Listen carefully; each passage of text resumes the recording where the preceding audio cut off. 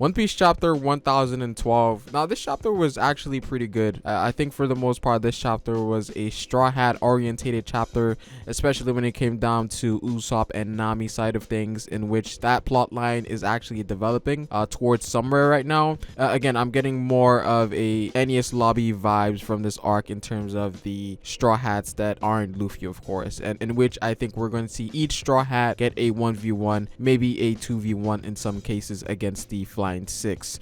For Zoro and Sanji, they would most likely go against a Calamity given their power level. This chapter also had a lot of setups, which is why it was divided into multiple pieces. Not really going in depth in each part, but more so giving us a lead up as to what's to come. But let's start from the beginning. Now the chapter starts off with the Scabbard side of things, in which right now they're heading towards Kanjuro. At least that's where I think Kinemon and Okiko are heading towards. Now we get a brief moment between Okiko and Izo, and this was a moment that I've always thought about, if Okiko was ever going to ask Izo why he didn't come back to Wano. Now they didn't really go in depth about the whole thing. Obviously there's more nuance to it, with Izo becoming a member of the Whitebeard Pirates and having chemistry with them, and of course that led him becoming more attached to the Whitebeard Pirates. But Izo for the most part just said that he was sorry that he left. Now I do think that we're going to get more later on when the battle is over, because right now that doesn't seem to be the time, as the battle is currently taking place. Whenever we have that cool off period after the whole battle, the war,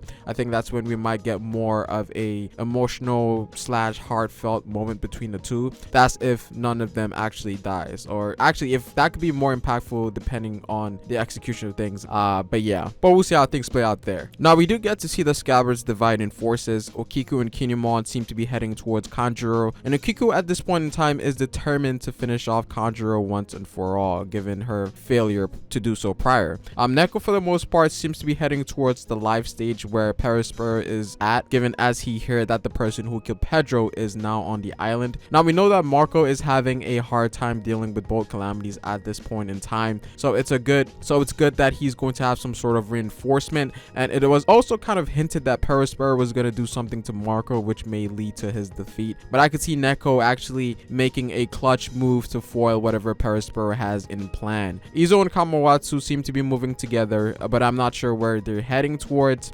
Would be interesting if they encounter Jinbei and Who's Who, because that's something that we haven't made a return to for a while. We then move on briefly to Yamato side of things with Shinobu and Momonosuke, and here Yamato is basically devising a plan to head out and serve as bait with a fake Momo decoy that obviously wouldn't work because that's way too obvious. And even Momo and Shinobu see through Yamato, in which they know that she's itching to fight, which was the title of this chapter, by the way, Itch.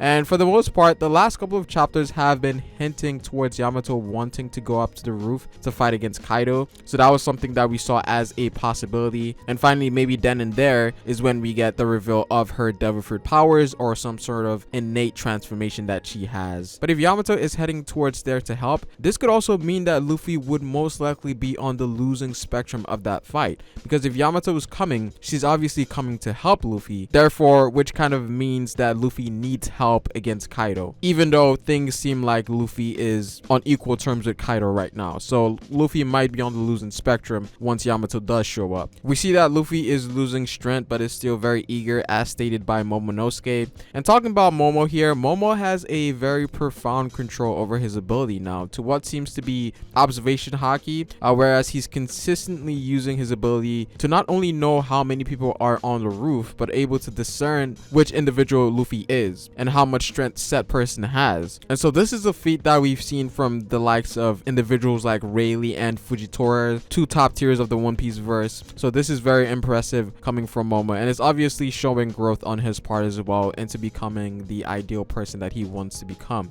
Now we get to see that after the fact, Momo actually opens Oden's journal, and it's funny because we see Shinobu closing her eyes on the side there. Now I really do wonder how this is going to impact Momo. I do think that he's going to have some sort of realization to something which could empower him in some way, shape, or form. Now, are we as readers going to get any reveal? I do think so, but it's going to be open-ended, where it's not going to be an entire piece that we're given. And again, it all depends on what Momo decides to read. Things like the Void Sentry and the One Piece are things that I don't think we're going to get anything of, but things pertaining to Wano specifically, and maybe the reason as to why opening Wano is so essential, might be given to us here. So this is very interesting for sure. Now we deviate to Sanji Sanji's side of things, in which we come to see him holding a cross, and it seems like that cross is Zoro. And it's always great to see moments like this with Sanji and Zoro. It's very pre-time skip-esque One Piece, because for the most part the Straw Hats have been separated in the New World, so we didn't really get to see the full crew that often, and even then interaction like this barely happened. So the pre-time skip vibe here is very strong. Now we get a brief flashback as to how he got a hold of Zoro, and that was through Law using Shambles, and that's when he encountered Sanji.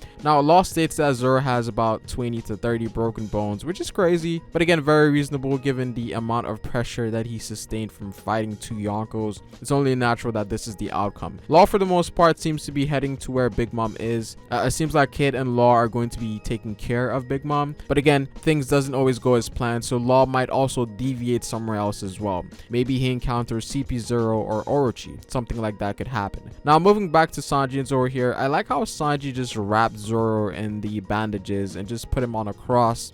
This could easily be a playback to Zoro and Perono back on Mihawk's Island. With Zoro and Sanji, there's always some sort of banter at play, so it's always hilarious, but we do also get to see their unwavering faith in Luffy, as they both believe that Luffy will beat Kaido. That's something that's always great to see from the Straw Hats, especially from Zoro and Sanji being the top commanders of the crew in some sense. Now Sanji then encounters Izo and Kamawatsu, in which they all seem to be heading towards the life floor. So it seems like everything is eventually going to culminate on the life floor, because a lot of people are heading towards that place. So it's going to be interesting to see how things unfold moving forward. Now finally we end off the chapter with Big Mom's side of things with Nami and Usopp. Now as we expected, it seems like page 1 did get knocked out from that blow. Now given the nature of ancient Zoans, it's not going to be long before he regains consciousness again, so he's obviously going to make a return, and that's where I think he's going to fight Usopp in a 1v1. Now Uchi enraged after seeing what Big Mom did to page 1. Now initially both Uchi and Big Mom were going to fight each other based on Big Mom going into mothering mode and Big Mom hurt in page 1, but Uchi's attention turned towards Komachio, which he attacked, and this ultimately resulted in Otama getting hurt. And this not only pissed off Big Mom, but also awakened something within Nami, in which she decided not to run anymore, in which she then proceeds to attack Uchi with a tempo attack. And it's been a while since we've seen Nami this angry. Now based on this, it seems like Nami may get a 1v1 here, but the situation is still kind of iffy, because we still see that Big Mom is still kind of in that mode, and I'm not sure if Big Mom is just gonna let Nami handle things, right? Big Mom creates a lot of issues right now, because it seems like Oda is actually setting up a fight between Oti and Nami, and we do also have to remember that Zeus is also on the lower floor, so Nami getting Zeus is definitely a plot line that is gonna happen. So Nami getting Zeus would easily even the odds between Oti and Nami in strength, even though Nami might need more than that. And this could be a good chance for Nami to develop some sort of haki. I'm thinking observation based, kind of goes with her having the ability to predict the weather, because she's fighting not only with conviction but also someone that is vastly superior to her. So these types of extreme situations